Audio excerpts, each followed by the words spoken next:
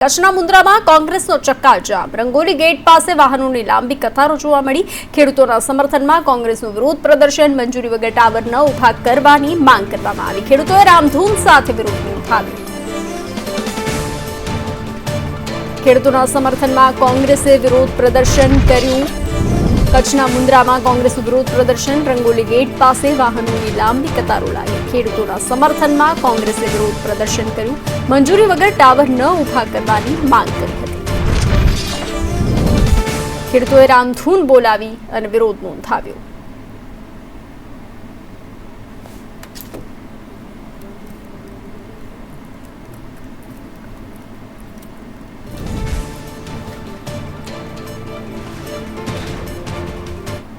સુરતમાં ₹40 લાખની ઠગાઈ કરનાર ગેંગ ઝડપાઈ। મૈદરપુરા પોલીસે ગેંગના 5 સભ્યોને ઝડપી પાડ્યા। પોલીસે ₹35 લાખ રોકડા જપ્ત કર્યા। સુરતથી બેંગ્લોર જમાઈને રૂપિયા મોકલવાના હતા। કમલેશે ભાવેશ આંગડિયા પેઢીના દલાલનો સંપર્ક કર્યો હતો। રાહુલભાઈને નોટોના બદલે કોરા કાગળો પકડાવ્યા હતા। તો બેંગ્લોરની નકલી આંગડિયા પેઢીના નામે ₹40 લાખની ઠગાઈ કરનાર ગેંગ ઝડપાઈ। મૈદરપુરા પોલીસે ઠગાઈ કરનાર ગેંગના 5 સભ્યોને ઝડપી પાડ્યા।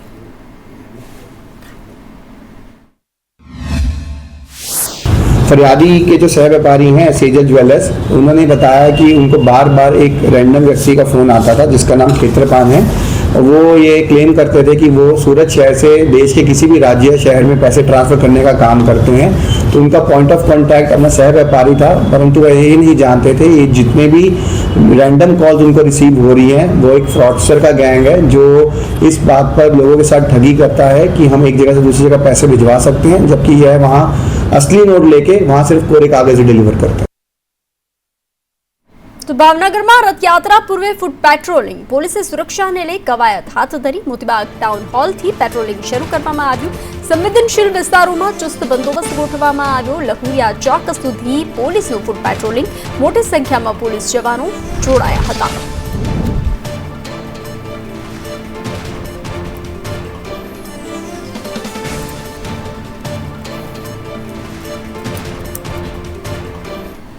નસવાડીની MGVCL કચેરીમાં વીજ બિલ ભરવા માટે ગ્રાહકોની ભારે હાલાકી સામે આવી રહી છે। કચેરીમાં માત્ર એક જ કાઉન્ટર ચાલુ હોવાને કારણે વીજ ગ્રાહકોને કલાકો સુધી લાંબી લાઈનોમાં ઊભા રહેવાની ફરજ પડી રહી છે। હાલ ખેતીની સિઝન ચાલુ હોવાથી મહિલાઓ અને ખેડૂતો પોતાનું કામ પડતું મૂકી અને સવારથી લાઈનમાં ઊભા રહેવા મજબૂર બન્યા છે। સ્થાનિક લોકોનો ગંભીર આક્ષેપ છે કે દર મહિને આ જ પ્રકારની હેરાનગતિ થવા છતાં તંત્રના બહેરા કાન સુધી કોઈ અવાજ પહોંચતો નથી। વારંવારની રજૂઆતો છતાં પણ જવાબદાર ઇજનેરો અને અકાઉન્ટ વિભાગ દ્વારા સમસ્યાનું કાયમી નિવારણ લાવવામાં આવતું નથી। 10:30 અમે કાઉન્ટર ખોલ્યું છે, એક જ કાઉન્ટર ચાલે છે અને એટલી બધી તકલીફ પડે છે। બહેનો ખાધા પીધા વગર બનાવવાનું બધું, બહેનોને બધું જ કામ કરવાનું છતાંય અમારે આટલી લાંબી લાઈનમાં ઊભું રહેવું પડે છે અને અમારે ક્યાં જઈને અમારે આવું જોઈએ કરવાનું। અમે એક વખત રજૂઆત કરી તો કે તમે આગળ જઈને વાત કરો અને આગળ કોઈ સાંભળવા તૈયાર નથી। 100 થી 200 પબ્લિક છે, કાઉન્ટર હવારાનું એક જ ચાલે છે। સાહેબ આટલી બધી તો હેરાનગતિ ના હોય અમારે।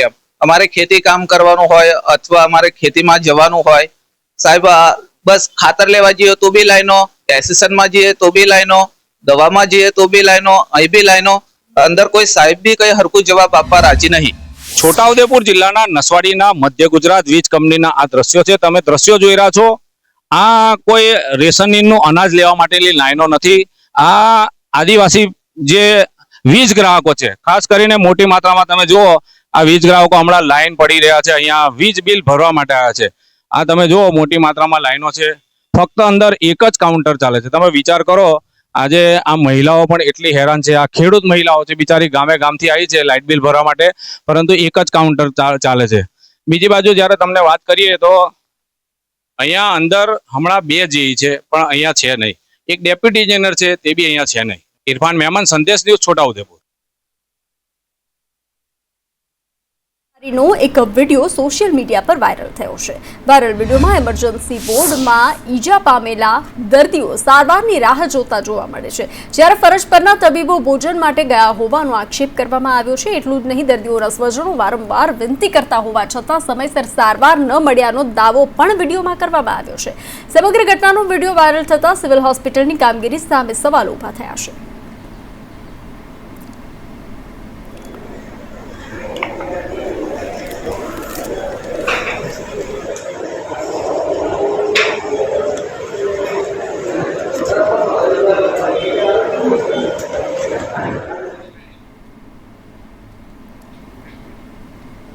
મહેસૂલ વિભાગનો મહત્વપૂર્ણ નિર્ણય જૂના પ્રોપર્ટી કાર્ડ અંગે નિર્ણય લેવામાં આવ્યો. ગામ નમૂના નંબર 7ના જૂના પ્રોપર્ટી કાર્ડ બંધ, બિનખેતી થયેલા સર્વે નંબરો માટે નવી માર્ગદર્શિકા જાહેર કરવામાં આવી છે.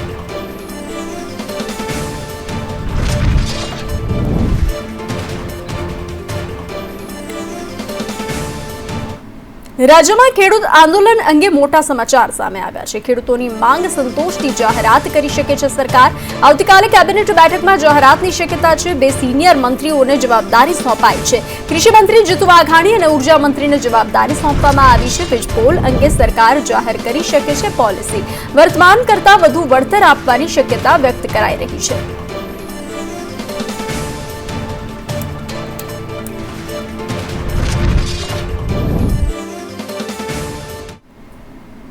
રાજ્યના અલગ અલગ વિસ્તારોમાં ખેડૂતોના વિવિધ પ્રશ્નો અને હકના સમર્થનમાં કોંગ્રેસ અને અલગ અલગ કિસાન સંગઠન દ્વારા ઉગ્ર આંદોલન કરવામાં આવ્યું હતું. જેમાં ડીસાના આખોલ 4 રસ્તા પર ચક્કાજામ કરાયો તો ઉપલેટામાં કિસાન સંઘર્ષ સમિતિ ગુજરાતના આહવાન પર ખેડૂતો રસ્તા પર ઉતર્યા હતા. સુરેન્દ્રનગરના દલસાડામાં માલબણ હાઈવે પર ખેડૂતોએ ચક્કાજામ કર્યો અને ખેતરોમાં વીજપોલ નાખવાની કામગીરીનો વિરોધ કરાયો હતો. જેમાં 12 આંદોલનકારીઓની અટકાયત કરાઈ છે. વાવથરાદ જિલ્લામાં ખેડૂતોના પ્રશ્નોને લઈ કોંગ્રેસે રસ્તા રોકો આંદોલન કર્યું હતું. જેમાં ઉગ્ર આંદોલનની ચીમકી ઉચ્ચારાઈ હતી.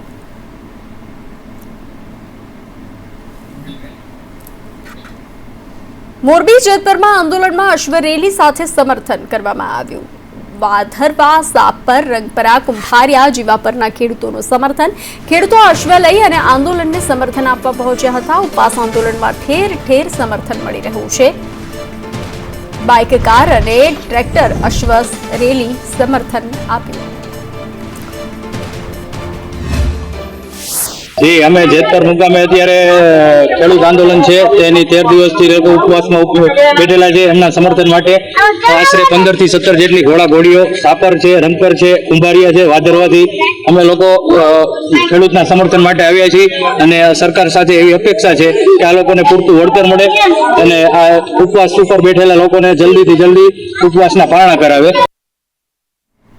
મોરબીના જેતપર ગામે ખેડૂતોનું ઉપવાસ આંદોલન 13મા દિવસે પણ હજુ યથાવત છે. ત્યારે હવે આ લડતને હળવદના વેપારીઓનું મોટું સમર્થન મળ્યું છે.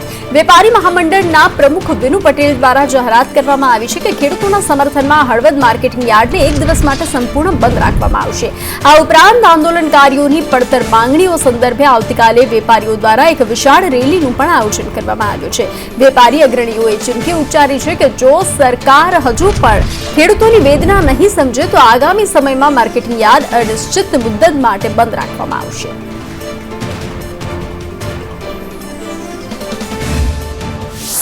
માર્કેટ યાર્ડે પણ જેતપરનો જે અત્યારે આંદોલન ચાલી રહ્યું છે ખેડૂત આંદોલન એને પણ સંપૂર્ણ સમર્થન કરવામાં આવેલ છે. આ સમર્થનને એક રણનીતિ બનાવવામાં આવેલ છે કે રણનીતિ એવી હશે કે કાલે હળવદ માર્કેટ યાર્ડ બંધ રહેશે અને સાંજે 4 વાગે રેલી સ્વરૂપે અહીંયાથી જે હળવદ તાલુકાના ગામથી જે બધા ખેડૂતો પોતાના બાઇક, ગાડી કે ટ્રેક્ટર લઈને રેલી સ્વરૂપે જેતપર મુકામે રેલી પહોંચવાની છે. તો વિરમગામમાં વિરોધ પ્રદર્શન પહેલા ખેડૂતોની અટકાયત. હાઈવે પર ચક્કાજામ કરે તે પહેલા 10 થી વધુ ખેડૂતોની અટકાયત કરવામાં આવી. ખેડૂતોએ વીજપોલના વિરોધમાં મામલતદારને આવેદનપત્ર આપ્યું. ખાનગી કંપનીને વીજપોલ કામગીરી બંધ કરવા માંગ કરાઈ રહી છે. ખેડૂતોને યોગ્ય વળતર આપવા મુદ્દે સરકાર સામે આક્રોશ છે.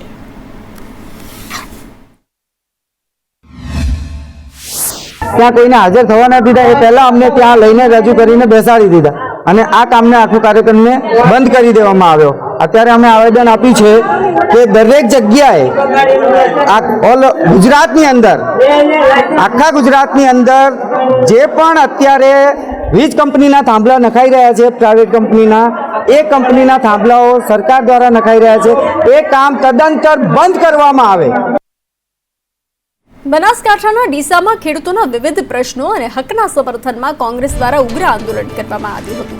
સ્થાનિક આખોલ 4 રસ્તા પાસે મોટી સંખ્યામાં કોંગ્રેસના કાર્યકરો અને હોદ્દેદારો હાઈવે પર ઉતરી આવ્યા હતા અને રસ્તો રોકી અને ચક્કાજામ કર્યો હતો. આ વિરોધ પ્રદર્શન દરમિયાન કાર્યકરોએ સરકાર વિરુદ્ધ ઉગ્ર સૂત્રોચ્ચાર કરી અને પોતાનો રોષ વ્યક્ત કર્યો હતો. આ આંદોલનને કારણે હાઈવે પર વાહનોની લાંબી કતાર લાગી ગઈ હતી, જેના કારણે વાહન ચાલકોને ભારે હાલાકીનો સામનો કરવો પડ્યો હતો. પરિસ્થિતિ વણસતી જોઈ અને સ્થાનિક પોલીસનો કાફલો ઘટના સ્થળ પર દોડી આવ્યો હતો. પોલીસે કાર્યકરો સાથે સમજાવટ કરી અને રસ્તો ખુલ્લો કરાવ્યો હતો અને ટ્રાફિક વ્યવસ્થા પૂર્વવત કરી ખેડૂતોના પ્રશ્નને લઈ અને કરવામાં આવેલા આ આકરા વિરોધ ડીસાના રાજકીય માહોલમાં ગરમાવો લાવી દીધો.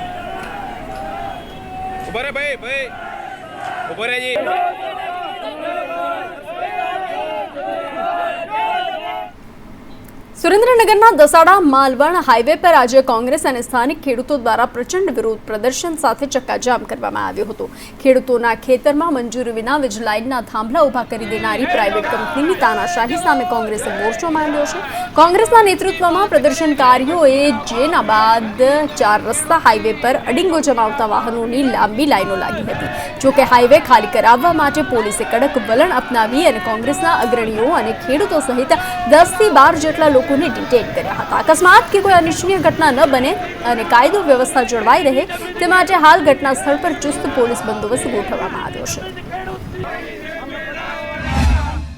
જે કિસાન કોંગ્રેસ અને કિસાન સંઘર્ષ સમિતિ દ્વારા આજે ચક્કાજામની જે જાહેરાત કરવામાં આવેલી હતી, આપ સૌ કોઈ જાણો છો કે આખા ગુજરાતભરના અંદર જે ખેડૂતો પર ત્રાહિમામ થઈ રહ્યો છે. ખેડૂતની જમીનમાં જાણે ખેડૂતોના 7/12માં નામ જ નથી, ખેડૂત એનો માલિક જ નથી, એ રીતે ધનના શેઠો માટે સરકાર અને પોલીસ પ્રશાસન દ્વારા જે એમની બળજબરીપૂર્વક એમની ખેતીની જમીનોમાં વીજપોલ ઊભા કરવામાં આવી રહ્યા છે. આવી જ રીતે ઉત્તર ગુજરાતના ખેડૂતોના અલગ પ્રશ્નો છે, દક્ષિણ ગુજરાતના ખેડૂતોના અલગ પ્રશ્નો છે, સૌરાષ્ટ્ર અને સોરઠના પ્રશ્નો અલગ છે, કચ્છ અને વાગડના પ્રશ્નો અલગ છે, એમ ખારાપાટ અને ઝાલાવાડ વઢિયારના પ્રશ્નો અલગ છે. ઊંઝા નાગરિક સહકારી બેંકમાં કર્મચારીઓની મિલીભગતથી લાખો રૂપિયાનું મોટું કૌભાંડ આચરવામાં આવ્યું હોવાનો મામલો સામે આવ્યો છે. અહીં મનીષાબેન નામના ગ્રાહકે ગત 25 તારીખે પોતાના લાખોની રકમનો ચેક બેંકમાં જમા કરાવ્યો હતો, પરંતુ સત્તાધીશોએ તેને ક્લિયરન્સમાં નાખ્યો જ નહોતો. આક્ષેપ મુજબ બેંકના કર્મચારીઓએ ગ્રાહકના ખાતામાં નાણાં જમા કરવાના બદલે તે ચેક બારોબાર સામેવાળી પાર્ટીને પરત પધરાવી દીધો હતો. ગ્રાહકના નાણાં સગેવગે કરવાનો આ કૌભાંડ બહાર આવતા જ મામલો દબાવવા માટે બેંક દ્વારા ગ્રાહકને રોકડા રૂપિયા આપવાની ઓફર કરાઈ હોવાનો પણ દાવો કરાયો છે. આ ચોંકાવનારી ઘટનાના પગલે બેંકના અન્ય ખાતેદારોમાં પણ પોતાના નાણાંની સુરક્ષાને લઈ ભારે ફફડાટ વ્યાપી ગયો છે. મમ્મીના નામે ચેક હતો, મનીષાબેન સુરેશભાઈ. એ અમે ખાતામાં એકાઉન્ટમાં 55 ખાતા નંબરમાં અમે ચેક નાખ્યો, બરોબર. પછી બપોરે પપ્પા જ્યાં છે બેલેન્સ ચેક કરવા માટે 4-5 વાગે બેંકમાં શુક્રવારે, એટલે કે ચેક હજી જમા નથી થયો, બરોબર. એટલે પછી અમે સોમવારે જ્યાં, શનિવારે રજા હતી એટલે સોમવારે જ્યાં એટલે પપ્પા જ્યાં 11-12 વાગે બેંકમાં, એટલે કે તમારા ચેક જ નથી. પછી હું 12 વાગે ગયો બેંકમાં, પપ્પાએ ફોન આવ્યો એટલે પછી કે ચેક જ તમારે જડતો નથી. બીજું સ્લીપ અંદર ચેક નાખ્યો શું જડતો નથી. પછી સ્લીપ પપ્પા લઈને આવ્યા ઓરિજિનલ ઘેરથી, સ્લીપ બતાવી. પછી કે તમારો ચેક હે ને જે સામાવાળી પાલટી સુરેશભાઈ મોહનલાલ એ પાછો લઈ ગયા છું. અમે ચેક નાખ્યો તો ઊંઝા સહકારી નાગરિક બેંકમાં 25 તારીખે 2,85,500 નો. પછી હું હોદના જો બેંકમાં તપાસ કરવા, એટલે કે ક્લિયરિંગ થયો નથી, બરોબર. એટલે પછી મેં કીધું ચમ ક્લિયરિંગ થયો નથી, કે તમે ચેક નાખ્યો જ નથી. પછી શનિવારે રજા હતી, પછી મેં સોમવારે તપાસ કરી તો કે તમે ચેક નાખ્યો જ નથી. પછી આમ તેમ જોવા માંડ્યો અંદર. પછી મેં કીધું ચેક તો અમે નાખ્યો છે, કે તમારો ચેક કોઈ નખેલો બોલતો જ નથી. પછી કે તમારે, મેં કીધું અમારા પાસે અડધું ભરેલું પડ્યું છે, એટલે કે લેતા આવો. પછી હું લઈને બેંકમાં ગયો, એટલે બેંક વાળા કહે કે સોમાવાળી પાર્ટીને મેં ચેક પાછો આપી દીધો. ગુજરાત સરકારના ભણશે ગુજરાતના દાવાઓ વચ્ચે વાવ અને થરાદ તાલુકાની સરકારી શાળાઓમાં શિક્ષણ તંત્રની ગંભીર બેદરકારી સામે આવી. નવું શૈક્ષણિક સત્ર શરૂ થયા અને 1 મહિનો વીતી ગયો હોવા છતાં પ્રાથમિક શાળાઓમાં બાળકો હજુ સુધી પાઠ્યપુસ્તકોથી વંચિત છે. જ્યારે ધોરણ 9 થી 12માં પણ માત્ર 25 થી 30% જ પુસ્તકો પહોંચ્યા છે. એક તરફ સરકારી તાઇફાઓ પાછળ લાખોનો ધુમાડો થઈ રહ્યો છે, ત્યારે બીજી તરફ પાયાની જરૂરિયાતો એવા પુસ્તકો ન મળતા શિક્ષણના સ્તર પર સવાલો ઉઠ્યા છે. જોકે આ મામલે જિલ્લા નાયબ ડીપીસીઓએ ખુલાસો કર્યો છે કે નવા જિલ્લાની રચના અને વિદ્યાર્થીઓની સંખ્યા બદલવાને કારણે અછત સર્જાઈ. હાલમાં તમામ સ્માર્ટ ક્લાસમાં પુસ્તકોની સોફ્ટ કોપી દ્વારા શિક્ષણ કાર્ય અવિરત ચાલુ રાખવામાં આવ્યું છે અને ટૂંક સમયમાં જ હાર્ડ કોપી પુસ્તકો પણ શાળાઓ સુધી પહોંચાડી દેવામાં આવશે. વાવથરા જિલ્લો નવો નિર્માણ પામેલ છે, પણ જે તે વખતે ગત વર્ષના જે બાળકોની સંખ્યા છે એના આધારે પુસ્તકોની માંગણી કરી દીધેલી, એટલે પુસ્તકો આવી ગયા છે, પણ બાળકોની સંખ્યાની વધઘટના કારણે પુસ્તકો જે ઘટમાં છે એની માંગણી આપણે અત્રેથી કરી દીધી છે, એટલે ટૂંક સમયમાં શાળામાં પહોંચી જશે. પરંતુ પાઠ્યપુસ્તક મંડળ દ્વારા એની સોફ્ટ કોપીમાં પુસ્તકો તમામ શાળાને આપી દીધેલા છે, એટલે હાલ પૂરતા સોફ્ટ કોપીમાં દરેક શાળા આપણા આખા જિલ્લાની અંદર તમામ શાળાઓ સ્માર્ટ ક્લાસ છે દરેક શાળાની અંદર, એટલે શિક્ષકો તમામ સ્માર્ટ ક્લાસના આધારે પુસ્તકોમાંથી જે એમની સોફ્ટ કોપીના આધારે શિક્ષણ કાર્ય હાલ સરસ રીતે ચાલી રહ્યું છે. ગુજરાતમાં ખાસ કરીને જે શિક્ષણની પરિસ્થિતિ છે એ ખૂબ ભયંકર છે.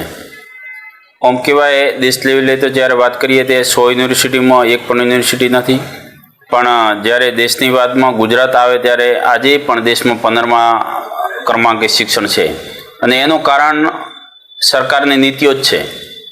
કેમ કે આજ દિવસ સુધી હજી સ્કૂલ ચાલુ થયાને મહિનો થવા આવ્યો છે, પણ પાઠ્યપુસ્તકો નથી આપ્યા. અને પ્રાઇમરી ધોરણમાં 6, 7, 8 કોઈ ધોરણમાં વિજ્ઞાન નથી આવ્યું, કોઈમાં ગણિતમાં નથી આવ્યું, કોઈમાં પર્યાવરણ નથી આવ્યું, કોઈમાં સામાજિક વિજ્ઞાન નથી આવ્યું, અને 9, 10, 11, 12માં તો ફક્ત ને ફક્ત 25 થી 30% પાઠ્યપુસ્તકો. અમરેલી જિલ્લા પોલીસે વહીવટી તંત્રની મદદથી સાવરકુંડલાના કેરાળા ગામે છેલ્લા 40 વર્ષથી ચાલી આવતા એક જમીન વિવાદનો સુખદ અંત લાવી પ્રશંસનીય કામગીરી કરી. ગામના કુંવરબેન દોમડિયાની ₹30 લાખની કિંમતની 9 વીઘા જમીન પર તેમના જ કૌટુંબિક ભાઈએ ગેરકાયદે કબજો જમાવ્યો હતો, અને પીડિત મહિલાની લેન્ડ ગ્રેબિંગની અરજી બાદ પોલીસે બંને પક્ષોને બોલાવી અને કાયદાકીય સમજાવટથી સામેવાળા પક્ષને સ્વેચ્છાએ કબજો આપવામાં આવ્યો હતો. 40 વર્ષ જૂની માનસિક હેરાનગતિનો અંત આવતા પીડિત પરિવારે હાશકારો અનુભવી અને અમરેલી પોલીસનો હૃદયપૂર્વક આભાર માન્યો હતો. જે જમીન છે એના માલિકીના પુરાવા રજૂ કરવા માટે જણાવતા એમની પાસે જમીનના માલિકીના કોઈ વ્યાજબી પુરાવા હતા નહીં, અને તેમના દ્વારા જમીનનો હાલ કબજો સામાવાળા પાસે જ હોય એવું જણાવેલ. આથી પ્રાથમિક દ્રષ્ટિએ એ જમીન આમ અરજદારને જે પોતાની જમીન વર્ષોથી અન્ય પાસે હતી એ આશરે 30 લાખ રૂપિયાની 9 વીઘા જમીન એમને પરત આપવામાં આવેલી છે.